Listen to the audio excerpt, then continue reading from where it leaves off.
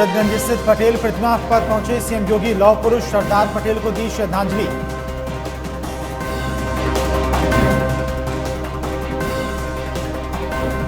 और किसान आंदोलन का आज 20वां दिन। हल निकालने के लिए बीजेपी अब चलाएगी किसान चौपाल अभियान। और बीजेपी का किसान सम्मेलन आज मेरठ, अमेठी और प्रतापगढ़, मुरादाबाद सहित कई जिलों में आज होगा सम्मेलन।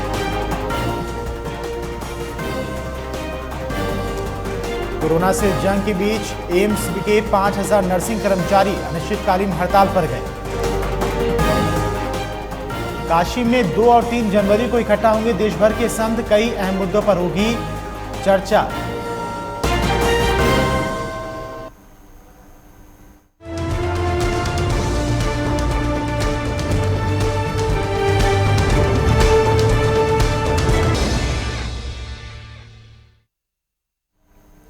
नमस्कार, स्वागत है आपका। मैं हूं आपके साथ धीरेन्द्र अवस्थी और बुलेटिन की शुरुआत करते हैं इस वक्त की बड़ी खबर से। लखनऊ से बड़ी खबर है। पीसीएस अफसर को शादी करना महंगा पड़ गया है और प्रेमिका ने पीसीएस अफसर पर केस दर्ज करा दिया है।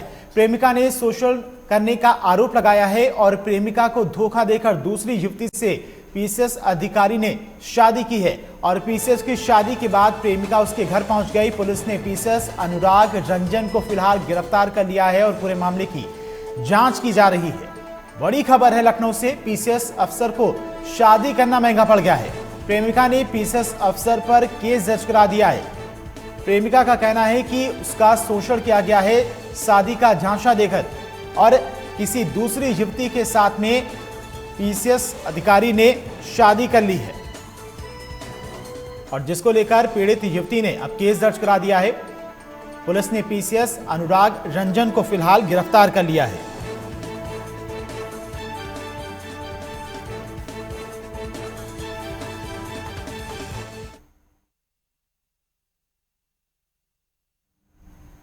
और इसी खबर पर तमाम जानकारी के साथ में हमारे लखनऊ संवाददाता शिवा हमारे साथ लाइव जुड़ गए हैं। शिवा, एक अजीबो ही मामला सामने आया है।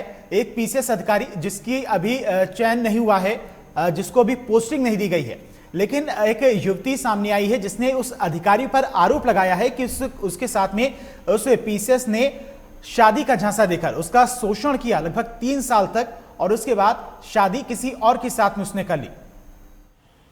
देखिए धीरेन्द्र, पूरा मामला लखनऊ के आशियाना इलाके का है, जहां रुचिखंड में रहने वाले 2018 बैच के पीसीएस ऑफिसर अनुराग रंजन के ऊपर यौन शोषण का आरोप लगा है। बलिया की रहने वाली लड़की है जिसने ये कहा है कि 3 साल पहले उसकी मुलाकात अनुराग रंजन से हुई थी और वो बलिया से यहाँ पर आकर के किसी कोचिंग सेंटर में वो तैयारी कर रही थी और उसके बाद उसने एक प्राइवेट हॉस्पिटल में नर्स का भी कोर्स कर रही थी, उसने तैयारी भी कर रही थी। वो औरंगाबाद इलाके में रहती थी, यानी कि घर से कुछ ही दूरी पर उसका किराए पे जो फ्लैट था वो वहाँ पर रहती थी और कोचिंग सेंटर में ही अनुराग कंपटीशन की तैयारी कर रहा था और उसकी वहाँ मुलाकात हुई थी। जैसा कि पीड़िता का कहना है, जो बलिया की रहने वाली है, कि अनुराग रंजन ने उसका शादी का एक मनोबल बनाया और उसके बाद उसके साथ शारीरिक संबंध बनाया, उसके साथ नज़दीकियाँ निभाई, यानी कि उसके साथ प्रेम संबंध काफ़ी समय से थे।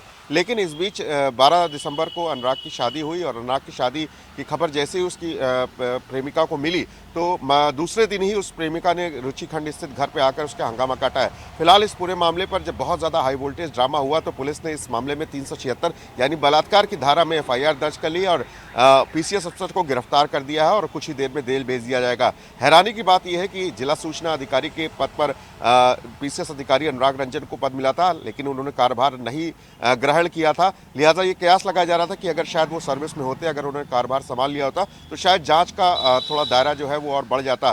फिलहाल पीसीएस अफसर को गिरफ्तार कर लिया गया है और पीड़िता के बयान के और मेडिकल की रिपोर्ट के आधार पर आगे की कार्रवाई की जाएगी कि आखिरकार ये जो कहानी है जो पीड़िता के अनुसार बताई गई है पुलिस को, वो किस हद तक सही है। लेकिन बड़ी बात यह है कि अगर इस तरीके के पीसीएस अफसर के अगर कारनामे सामने आएंगे तो कहीं ना कहीं इससे एक जो बड़े पद पे जो अफसर बैठे रहते हैं और उनकी एक उस पर सवाल निशान खड़े होते हैं, उनकी जो सर्विसेज पे ऐसे लोग होते हैं।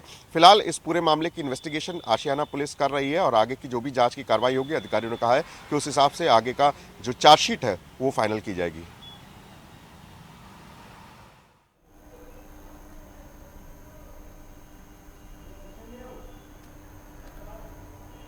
शिवा, एक बात और जानना चाह रहे हैं कि जिस पीसीएस अधिकारी की गिरफ्तारी हुई है उसकी तरफ से अभी तक इस मामले में कोई बयान आया है? जो बातें पीड़िता की तरफ से कही गई हैं उन बातों को उस अधिकारी ने कबूला है? जो आरोप लगे हैं उन आरोपों को कबूला है? अनुराग रंजन के परिवार की तरफ से ये सभी जो आरोप लगाए गए हैं पीड़िता की तरफ से, उन सभी को झूठा बताया गया है और ये कहा गया है कि पीड़िता ने गलत तरीके से अनुराग रंजन को फंसाया है।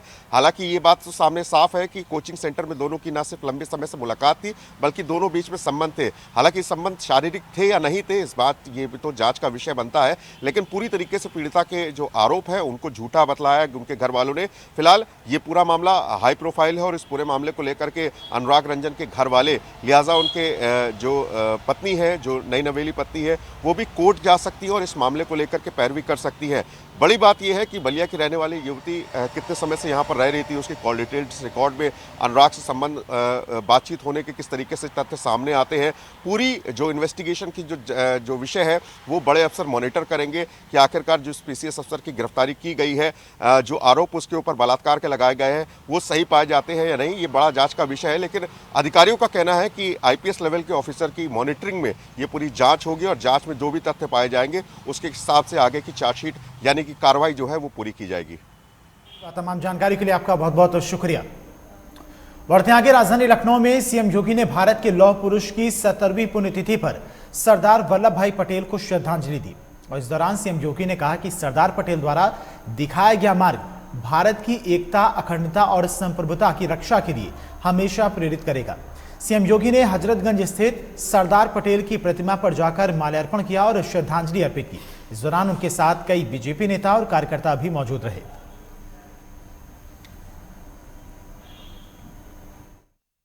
वल्लभ भाई पटेल जी की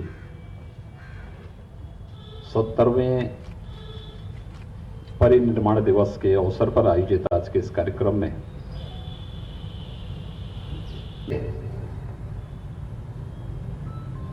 किसी कालखंड में अलग अलग समूहों के रूप में रहा होगा, लेकिन सांस्कृतिक रूप से अतीत के उस कालखंड से जब से मानव ने इस धरती पर जन्म लिया, उत्तर में हिमालय से लेकर के दक्षिण में समुद्र पर्यंत तक पूरा भारत एक सांस्कृतिक इकाई के रूप में जाना जाता था। हमारे शास्त्रों ने और भारतीय मनीषा ने सदैव इस इकाई को भारत भूमि के रूप में या हिंदुस्तान के रूप में मान्यता देकर के इस एक भू सांस्कृतिक अवधारणा को राष्ट्र के रूप में माना था। और लखनऊ से हमारे संवाददाता उमेश हमारे साथ फोन लाइन पर जुड़ गए हैं। उमेश, आज मुख्यमंत्री योगी आदित्यनाथ ने लौह पुरुष सरदार वल्लभ भाई पटेल की पुण्यतिथि पर उनकी प्रतिमा का अनावरण किया है। क्या कुछ संदेश मुख्यमंत्री की तरफ से दिया गया है? देखिए, राजधानी लखनऊ में उत्तर प्रदेश के मुख्यमंत्री योगी आदित्यनाथ ने भारत के लौह पुरुष की 70वीं पुण्यतिथि पर सरदार वल्लभ भाई पटेल को श्रद्धांजलि अर्पित की। इस दौरान सीएम योगी ने सरदार पटेल द्वारा दिखाया गया मार्ग भारत की एकता, अखंडता और संप्रभुता की रक्षा के लिए हमेशा प्रेरित करेगा। साथ ही साथ उन्होंने ये भी कहा कि इनके जो मूल्यवान विचार हैं, इनके चल के उत्तर प्रदेश को विकास की एक नई दिशा मिल सकती है।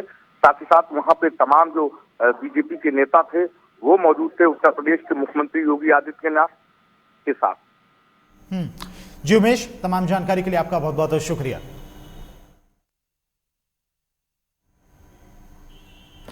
और दिल्ली बॉर्डर पर पिछले 20 दिनों से लगातार आंदोलन कर रहे किसानों से वार्ता विफल होने के बाद अब प्रदेश बीजेपी ने किसान सम्मेलन कर उन्हें कृषि कानून को समझाने का जिम्मा उठाया है और इसका जिम्मा यूपी प्रभारी राधा मोहन सिंह, दोनों डिप्टी मुख्यमंत्री केशव प्रसाद मौर्य और दिनेश शर्मा प्रदेश अध्यक्ष समेत कई मंत्री लगाए गए हैं। और इस क्रम में आज डिप्टी सीएम केशव प्रसाद मौर्य वाराणसी में किसानों का सम्मेलन करेंगे और उन्हें समझाने की कोशिश करेंगे। इसके अलावा प्रदेश बीजेपी अध्यक्ष स्वतंत्र देव सिंह गोंडा में रहेंगे और इससे पहले सोमवार को राधा मोहन सिंह ने अयोध्या में किसान सम्मेलन किया था। दरअसल बीजेपी केंद्रीय नेतृत्व ने यूपी से इसकी शुरुआत की है और यह सम्मेलन 18 दिसंबर तक चलेगा।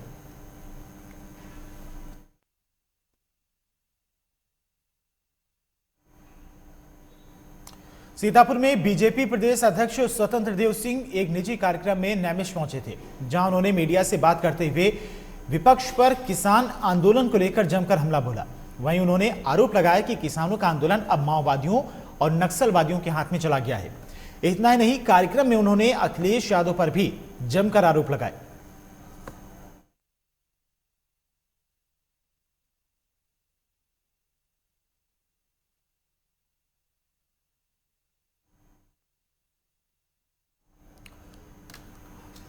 और सीतापुर से हमारे संवाददाता समी अहमद हमारे साथ फोन लाइन पर जुड़ गए हैं। समी, कल बीजेपी प्रदेश अध्यक्ष स्वतंत्र देव सिंह सीतापुर के दौरे पर पहुंचे थे, कहा क्या कुछ उनका कार्यक्रम रहा?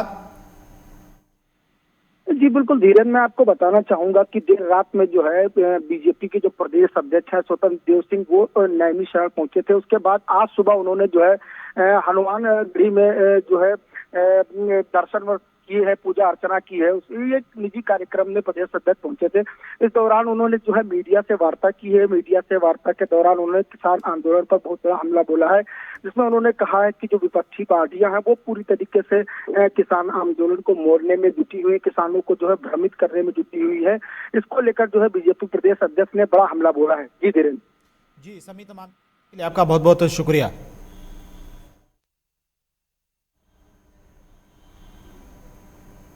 और फिलहाल वक्त हो गया एक छोटे से ब्रेक का, फौरन हाजिर होते हैं।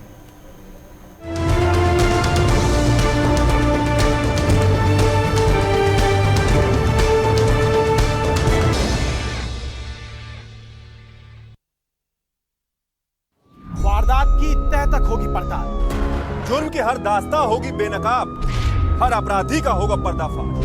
देखिए क्राइम फाइल्स सोमवार से शनिवार रात 10:30 बजे सिर्फ लाइव टुडे पर। बुलेट की रफ्तार से बताएंगे देश के हालात, जानेंगे पिछले 24 घंटे की सभी खबरें खास। देखिए 3 की बात हमारे साथ एक नए अंदाज में।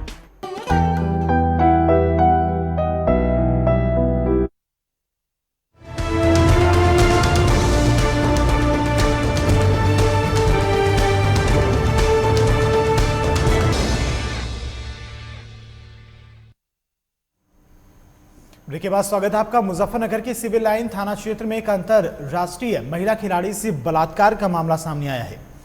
दरअसल महिला खिलाड़ी ने समाजवादी पार्टी के नेता इंतजार त्यागी और एक अन्य व्यक्ति पर गंभीर आरोप लगाते हुए कुछ साल पहले जब महिला खिलाड़ी पूर्व प्रधान इंतजार त्यागी के घर काम से गई थी, तभी महिला खिलाड़ी के साथ आरोपी ने तमंचे के बल पर जोर जबरदस्ती कर बलात्कार की घटना को अंजाम दिया था।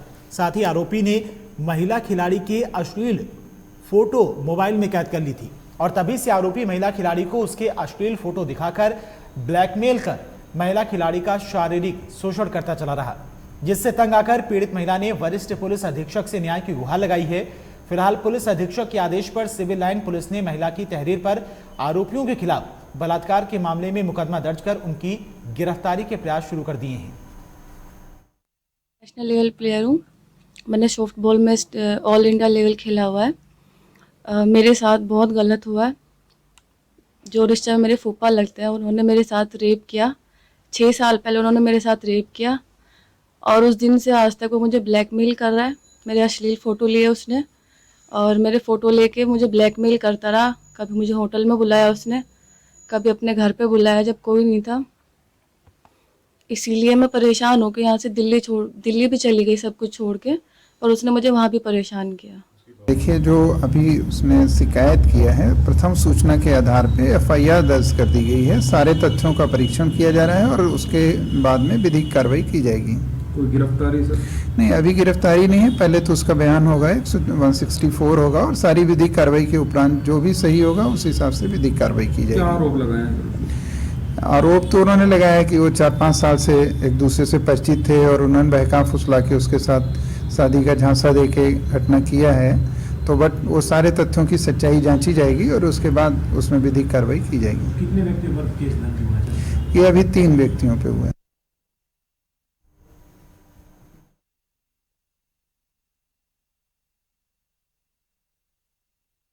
और मुजफ्फरनगर से हमारे संवाददाता विजय मुंडे हमारे साथ फोन लाइन पर जुड़ गए तमाम जानकारी के साथ में। विजय, घटना सामने आई जहां पर एक लड़की का 6 साल तक बलात्कार होता रहा और अब जाकर उसने कुछ लोगों के ऊपर FIR दर्ज करवाई है। क्या मामला है पूरा?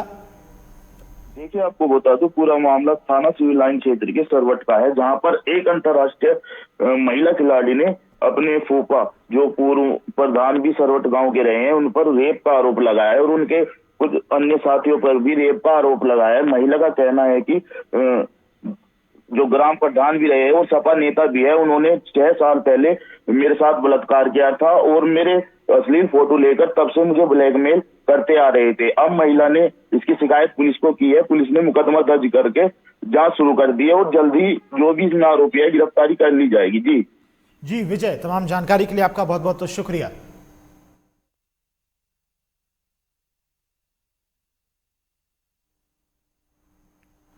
और ललितपुर से बड़ी खबर है, परिवार को बंधक बनाकर लाखों की लूट हुई है। ललितपुर में सलाहों के बल पर बदमाशों ने लूट की घटना को अंजाम दिया है और मामले की जांच में फिलहाल पुलिस जुटी हुई है।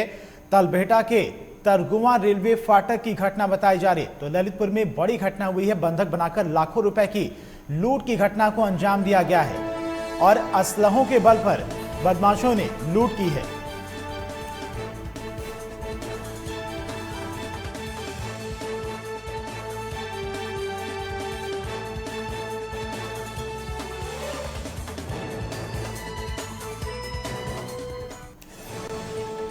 मामले की जांच में फिलहाल पुलिस जुटी हुई है। असलहों के बल पर बदमाशों ने लूट की घटना को अंजाम दिया था। तालबेहट के तरगुआ रेलवे फाटक की घटना है।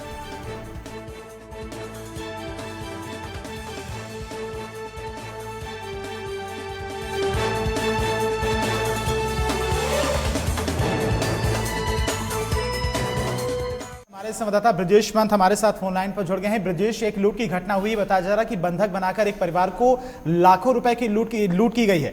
कब की घटना बताई जा रही है?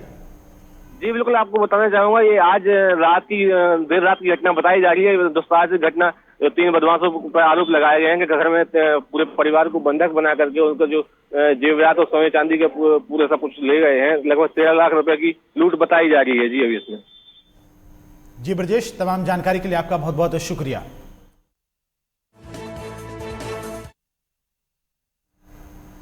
और चंदौली में किसानों का आंदोलन लगातार जारी है, जिसमें किसानों की समस्याओं को लेकर विभिन्न राजनीतिक पार्टियों का समर्थन जारी है, जिसके जनपद मुख्यालय पर प्रदर्शन करने जा रहे सपा के राष्ट्रीय सचिव मनोज सिंह डब्लू को गिरफ्तार कर लिया गया और जिसके बाद राष्ट्रीय सचिव को मेडिकल चेकअप कराया गया। जिसके बाद राष्ट्रीय सचिव की गिरफ्तारी से नाराज सपा कार्यकर्ताओं ने हॉस्पिटल में ही जमकर सरकार विरोधी नारे लगाए। वहीं मनोज सिंह ने पुलिस पर किसानों की आवाज को दबाने का भी आरोप लगाया है।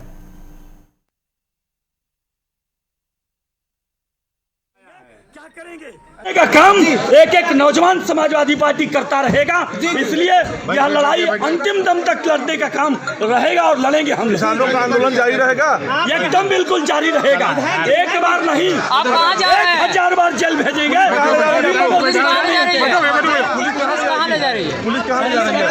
पुलिस मालूम ही नहीं कहाँ लेके जा रही है। पुलिस पता ही नहीं कि कहाँ जाने का काम हो रहा है। एक बार कहते हैं कि चलिए आपको चकिया ले चलते हैं, एक बार कहते हैं कि पूरी ले चलते हैं, एक बार कहते हैं कि चंदौली लेके चलते हैं। ये रात भर घुमाने का चक्कर। अभी 4 दिन पहले ऐसे ही घुमाकर चौका घाट भेजने का काम किए थे। आज पता नहीं दानापुर लेके जाएंगे या दिल्ली लेके जाएंगे, अब तो यही लोग जाएंगे।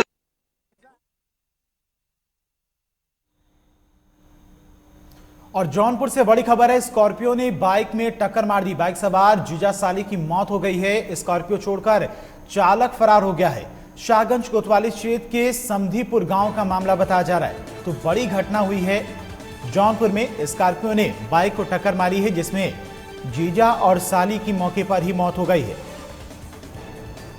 फिलहाल स्कॉर्पियो चालक फरार बताया जा रहा है, जिसकी तलाश पुलिस कर रही है और शाहगंज कोतवाली क्षेत्र के समधीपुर गांव का पूरा मामला बताया जा रहा है।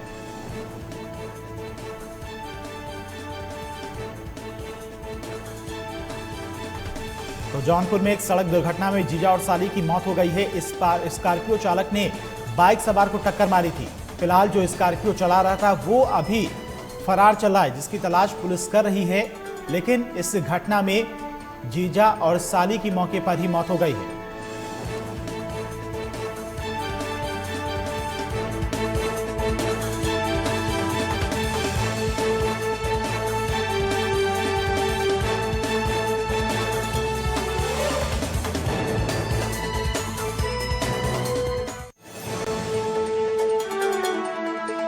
क्षेत्र के समधीपुर गांव में यह घटना हुई, जहां पर एक स्कॉर्पियो गाड़ी ने बाइक सवार को टक्कर मार दी है और इस दुर्घटना में जीजा और साली की मौके पर ही मौत हो गई है। स्कॉर्पियो चालक घटना के तुरंत बाद गाड़ी छोड़कर फरार हो गया, जिसकी तलाश पुलिस फिलहाल अब कर रही है। गाड़ी कहां की है यह भी पता लगाने की कोशिश पुलिस के द्वारा की जा रही है। फिलहाल दोनों के शवों को पोस्टमार्टम के लिए भेज दिया गया है, लेकिन इस घटना के बाद से परिवार में कोहराम मचा हुआ है। बुरा हाल है।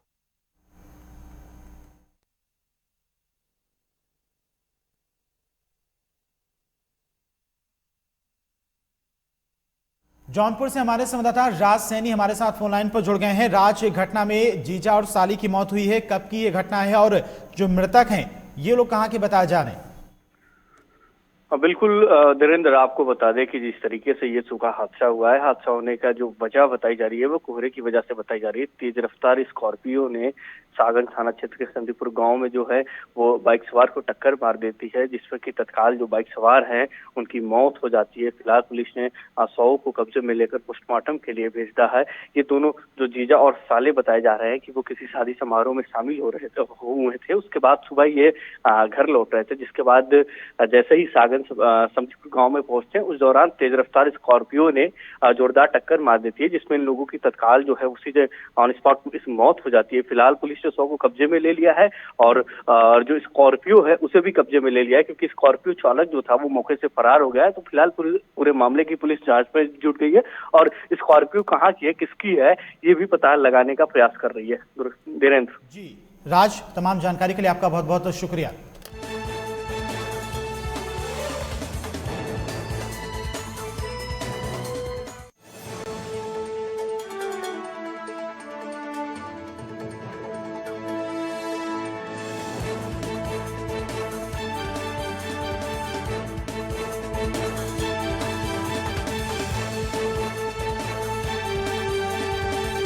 फिलहाल अब पुलिस पूरे मामले की जांच कर रही है और पता लगाने की कोशिश कर रही है कि जो स्कॉर्पियो है, जिस गाड़ी से टक्कर हुई है, वो कहां की है, किसके नाम है और कौन इस गाड़ी को चला रहा था। और गाजियाबाद से बड़ी खबर है, धरने पर आए किसानों ने शख्स को पीटा है। मीडिया में इंटरव्यू देने पर उसकी पिटाई की गई है। दिल्ली निवासी शख्स को किसानों ने पीटा है। अरुण नाम के शख्स की जमकर पिटाई की गई है गाजियाबाद में। पिटाई का वीडियो अब जमकर सोशल मीडिया पर वायरल हो रहा है। दिल्ली यूपी बॉर्डर पर किसानों के द्वारा इस युवक की पिटाई की गई है। बड़ी खबर है गाजियाबाद से, जहां पर धरने पर बैठे किसानों ने एक शख्स को पीटा है और महज इसलिए क्योंकि उस शख्स ने मीडिया को इंटरव्यू दिया था, जिसके बाद किसानों का गुस्सा उस युवक पर निकला और उसकी जमकर पिटाई की गई है। दिल्ली निवासी शख्स को किसानों ने पीटा है। दिल्ली का निवासी बताया जा रहा है अरुण, जिसकी पिटाई हुई है और पिटाई का वीडियो भी सोशल मीडिया पर वायरल हो रहा है। तो लगातार कृषि बिल को लेकर किसान गाजियाबाद, चिल्ला बॉर्डर और जो दिल्ली से सटे राज्य हैं उनके बॉर्डर पर किसान विरोध प्रदर्शन करने के लिए जुटे हुए हैं। वहीं पर गाजियाबाद में एक व्यक्ति के द्वारा मीडिया में इंटरव्यू दिए जाने पर वहां पर मौजूद किसान भड़क गए, जिसके बाद उस युवक की जमकर पिटाई की गई और एक्सक्लूसिव तस्वीरें भी आपके सामने हैं। ये वीडियो सोशल मीडिया पर भी खूब वायरल हो रहा है, जहां पर एक युवक की मीडिया में इंटरव्यू देने के बाद आक्रोशित किसानों ने उसकी जमकर पिटाई कर दी।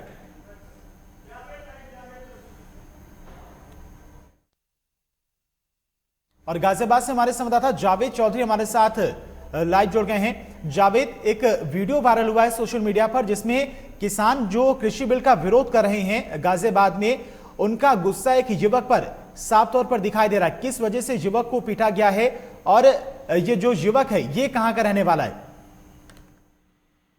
तरीके से कि वहां पर जो मामला था वो पूरा किसान आंदोलन में जिस तरीके से किसानों ने पूरी भागीदारी की है और मीटिंग कर रहे थे, तमाम तरह की ऐसी चीजें थी जो मीडिया कर्मियों को यहाँ तक कि वो बाइट भी दे रहे थे। इसी बीच एक युवक आता है, वो अपने इंटरव्यू की बात करने लगता है, उसी चीज और मीडिया कर्मी से वो बदतमीजी पर भी उतारा हो गया और इसी से गुस्सा होकर किसानों ने वहां पर उस व्यक्ति की जबरदस्त पिटाई शुरू कर दी और इतना ही नहीं उस युवक को पिटाई कर पुलिस के हवाले भी कर दिया। हालांकि युवक भी किसानों से संबंधित बताया जा रहा है, बावजूद कि उसने मीडिया कर्मियों से बदतमीजी कर किसान उग्र हो गए और उन्होंने पिटाई कर उसको ये दिखाया कि मीडिया कर्मी भी एक किसान के हिस्सा है और जिस तरीके से आज मीडिया कर्मी किसानों के इस आंदोलन को कवरेज कर रहे हैं, कहीं ना कहीं उन पर इस तरह की अगर कोई इससे गलती करता है या बदतमीज करता है उसको सबक सिखाना चाहिए और इसी के तहत किसानों ने उसको सबक सिखाने का कार्य किया है। जी फिलहाल जी जावेद, तमाम जानकारी के लिए आपका बहुत बहुत शुक्रिया।